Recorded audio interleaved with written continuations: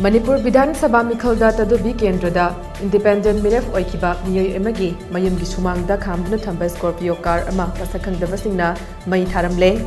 Thodok Asingarang Ahing Nongyai Matung Sinongalamdai Pung Amadagina Ani Paubugi Manungda Senapati Police Station Gi Nongpoklomda kilometer ama Makhairom Satlaga Leiba Tafau Naga Village Thokibane Ayamba Saruk Maina Tumna Sakraba Gari Adugi registration number na NL07CA 3522 ne Gari adu T Robert Maram Sahyang Hagini Toy Apokpa Tailu Maram Gine T Robert Ki Apokpa Mapa Tailu Housing Village Adugi Chief Oina Laibani Haide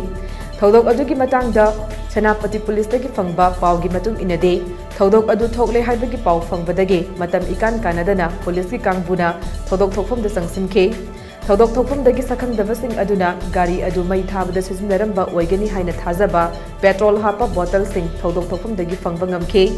Chaurakna Miyoi Ani Ahumna Thodok Adu Sataramba Oiva Yai Haibagi Thazaba Lay Thodok Aduga Mari Lainana Police na case ama Lokatuna Tizinbagi Tabak Sataba Hore Haide Nakala Maramda Thodok Adugi Matangda Tafau Naga Village Ke Secretary Karaivana TOMTV ke telephone gi khutangda wari sanaba matamda thodok ado village chief amagi mayumda sataramba thawongne khunja singna taraina lode thodok adu awangba thakta condemn tawi mara leiba sing police na fabiduna chairak pibiyo haiba yauna wafam kaya phongdorakhe incident jo pung kya da thokpibno pung amaga ani maraktani matamdi khangre hoi adu magi scorpio ni ko ja Scorpio ga gypsy hoi adu magi mayumda khambo odira yum Sumangda khambani mapanda dum hoi adu gi ba keno gi magi robot ki father si village ship obi bra mana village ship oibne khoi kun gi wena hoi adu mahak se last election da su independent map ogi ko ja hoi last election da ma independent candidate ona di lepane hoi adu ga tadu bi asi da adagi samaji incident ji kai matang ga het kai kumai oibi ai wari chawrak paje aikoina khanbadi unknown person na laglaga tawbuni na aduga matam chu cha dre kanano karino chu akoi khangdre hoi tawbudi robert si independent candidate na tho aso hojik laga tawbusi akoi village chief gi yum da tawbuni na aikoina di village chief gi yum Dawina Lobuni Hojiksi. Ahoy. Laga etik tawbusi aduna kungi taraptagi asisi nuaite habisi.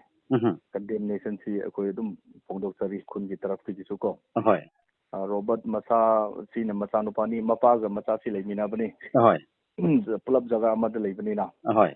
Aduna elective ki yumda laga matam sadaba hinda. Nupi angang singsu laibam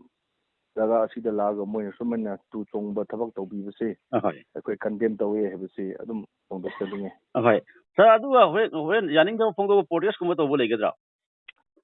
adu gumbadi akoi laijaroroi akoi na haining basi condemnation doni adu law ama laibani na government ama gi makhada laibani na akoi FIR budi ama tawre adu government na FIR tawrambasi karam bamongda tawbigadra athuba matamda kanana no karambano kari matangino habdudi aikoi khangninge adu tani sadu kenodi la amba police kadi la aga yengende mokopon laibigraba oi lai moisu laga moisu moi sample gumbasu moina use tawramba petrol adu gallon gumba bottle gumbasu moina collect tawrga pugre